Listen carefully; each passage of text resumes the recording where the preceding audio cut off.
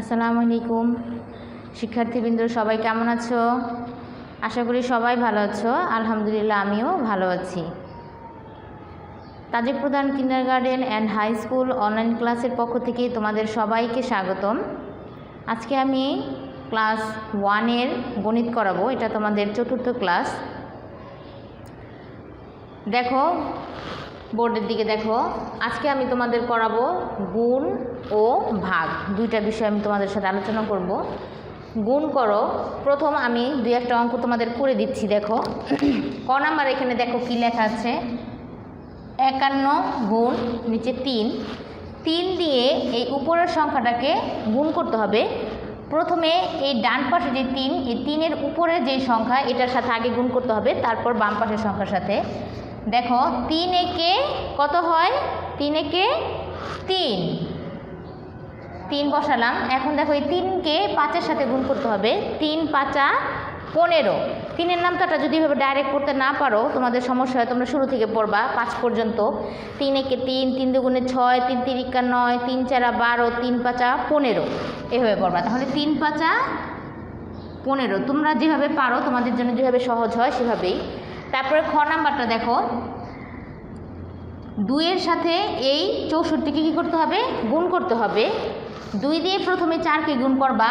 2 একে 2, 2 দুগুণে 4, 3 দুগুণে 6, 4 দুগুণে 8। যেহেতু 2-এর উপরে 4 আছে, তাহলে আমাকে 2-এর নামটা কত পর্যন্ত পড়তে হবে, 4 পর্যন্ত পড়তে হবে। 4 দুগুণে কত হয়, 8। এখন এই 2-এর নামটা আমি আবার পড়বো কত পর্যন্ত, 6 পর্যন্ত।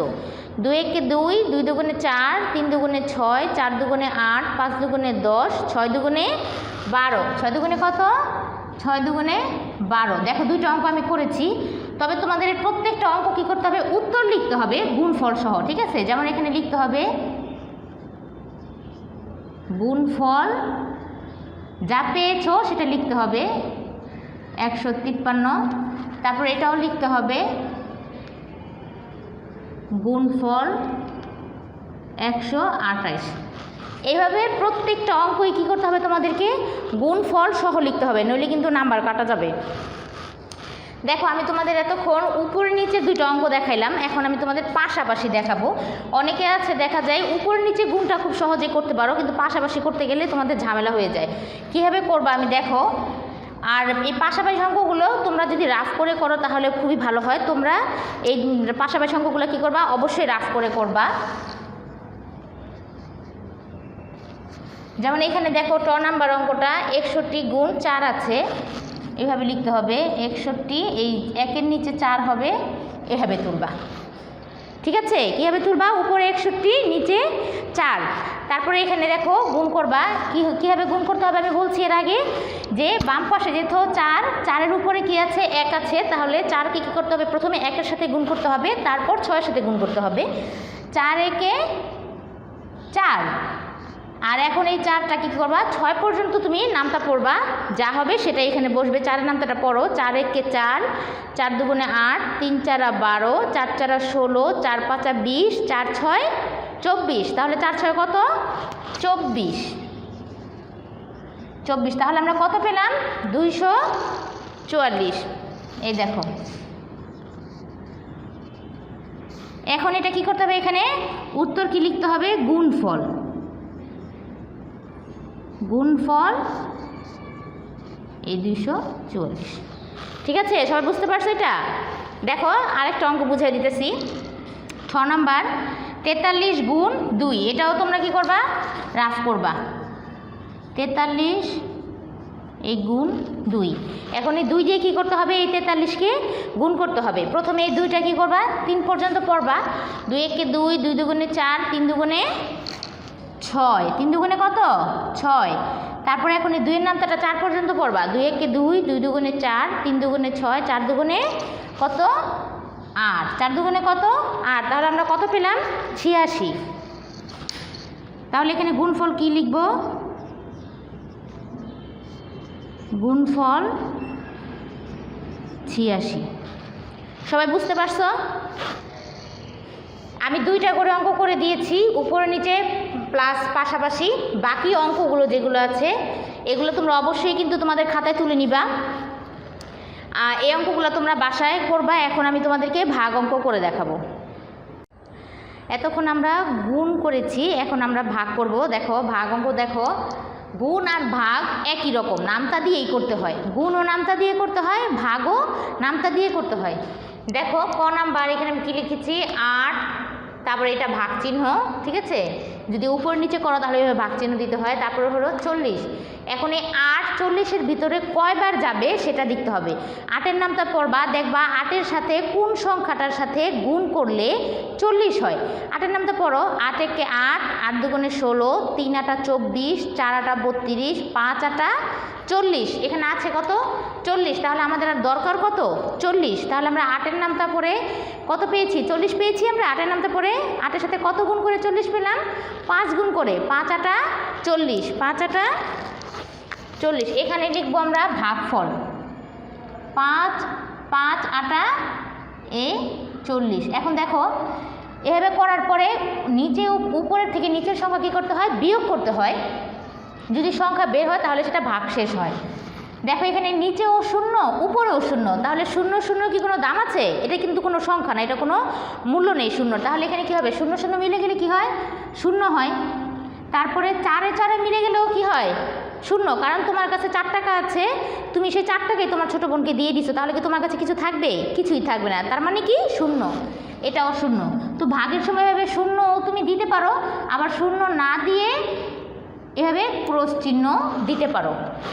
এভাবে লেখার পরে তোমাদেরকে অবশ্যই উত্তর লিখতে হবে, যেটা আমি গুণের সময় দেখিয়ে দিয়েছি, যে গুণ অঙ্ক করার পরে উত্তর লিখতে হবে গুণফল, আর ভাগ অঙ্ক করার পরে লিখতে হবে ভাগফল।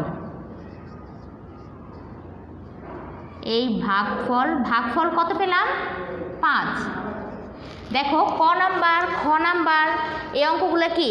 তারপরে উ, চ, ছ, বর্গীয় জ, জহ, ইয়, এগুলো কি সব একই রকম অঙ্ক। এই জন্য আমি তোমাদেরকে একটা অঙ্ক করে দেখিয়ে দিয়েছি, বাকিগুলো তোমরা নিজেরা করবা।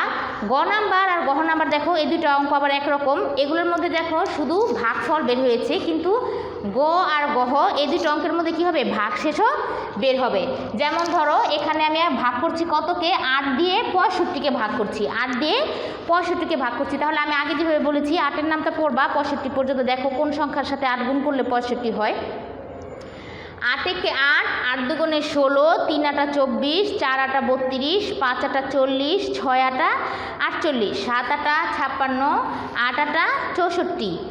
8 আটা কত বললাম? 64, আর 8 নং 72। তাহলে এখন আমি 8 নং 72-কে আমি এখানে লিখতে পারবো? এখানে যদি আমি 8 নং 72 লিখি তাহলে কি হবে? উপরের সংখ্যাটা হলো ছোট, নিচের সংখ্যাটা হয়ে গেছে বড়। ছোট থেকে কখনো বড় বিয়োগ হয়?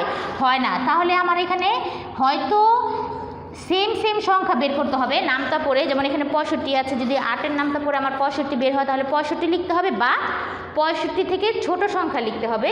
যেমন 7 আটা 56, 8 আটা কত পেয়েছি আমরা? 64। এই 8 আটা 64। এখন দেখো এটা 65 থেকে কিন্তু 64টা কি ছোট, তাহলে 65 থেকে 64 কি হয়? বিয়োগ হয়। এখন আমরা এটা বিয়োগ করব। দেখো উপরে আছে 5, নিচে আছে 4, তাহলে এখন আমি যদি 5-এর থেকে 4 বাদ দিই, ধরো তোমার কাছে 5 টাকা আছে, তুমি তোমার ছোটো বোনকে 4 টাকা দিয়ে দিয়েছো, তাহলে এখন তোমার কাছে কয় টাকা থাকবে? এখানে আমি যদি এভাবে বিয়োগ করতে না পারো, তোমরা দাগ টেনে বিয়োগ করবা। যেমন ধরো উপরে আছে 5, আমি 5টা দাগ দিব, 1 2 3 4 5। এখন তুমি তোমার ছোটো বোনকে দিয়ে দিয়েছো 4 টাকা, এই দেখো 1 2 3 4, এই 4 টাকা দিয়ে দিয়েছো। তাহলে এখন তোমার কাছে অবশিষ্ট আছে কত? 1 টাকা। তাহলে এখানে কত হবে? 1 হবে। আর দেখো 6 6 কি বলছি আগে, একই সংখ্যা যদি হয় তাহলে এটার কি থাকে না? কোনো কিছুই থাকে না। তোমার কাছে 6 টাকা আছে, তুমি 6 টাকাই দিয়ে দিয়েছো, তাহলে কি তোমার কাছে কিছু থাকবে? কিছুই থাকবে না। তাহলে এখানে কি হবে? 0। আর বাঁ পাশে কখনো 0 বসে না, কারণ বাঁ পাশে 0-র কোনো মূল্য নেই। তাহলে এখানে আমরা ভাগফল পেলাম 8, আর ভাগশেষ পেলাম কত? 1। তাহলে এখানে তোমাদের লিখতে হবে উত্তর। এই অঙ্কটা আমি একটু নিচে তুলে দিই, কতটা লিখছিলাম। আচ্ছা দেখো তাহলে তোমাদের এখানে কি বের হলো? গ নাম্বার ভাগফল বের হয়েছে 8 আর ভাগশেষ বের হয়েছে 1। তাহলে উত্তর তোমাদের কীভাবে লিখতে হবে? ভাগফল 8 আর ভাগশেষ 1। যদি ভাগশেষ বের হয় তাহলে উত্তর এভাবে লিখতে হবে। উত্তর না লিখলে কিন্তু নাম্বার কাটা যাবে, আমি বলে দিচ্ছি। তারপর দেখো এখন তোমাদের আমি পাশাপাশি যে ভাগ অঙ্ক সেটা একটা করে দেখাচ্ছি। পাশাপাশি অঙ্কগুলো তোমরা অবশ্যই রাফ করে নিবা।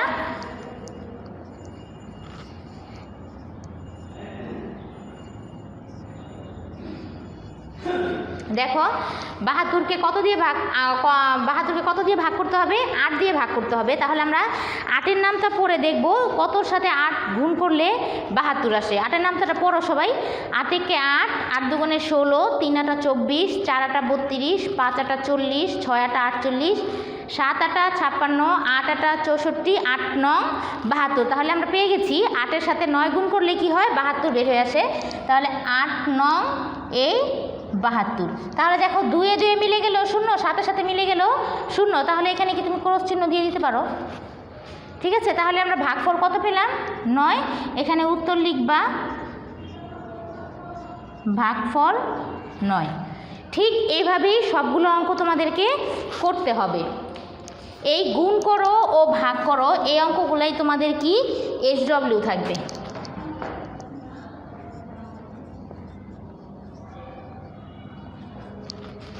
তাহলে এই গুণ করো আর ভাগ করো যে অঙ্কগুলো আমি দিয়েছি এবং করে দিয়েছি বা করে দেই নেই, তোমাদের বাড়ির কাজ দিয়েছি, এগুলো সব তোমাদেরকে SW থাকবে। 1 তারিখ থেকে 5 তারিখের মধ্যে, আগামী মাসের 1 তারিখ থেকে 5 তারিখের মধ্যে তোমরা এগুলো অ্যাসাইনমেন্ট হিসেবে জমা করবে। ইনশাল্লাহ 20 তারিখ থেকে আমাদের মডেল টেস্ট পরীক্ষা শুরু হবে। তাহলে এই নিয়ে আমি তোমাদের থেকে বিদায় নিচ্ছি। আল্লাহ হাফেজ।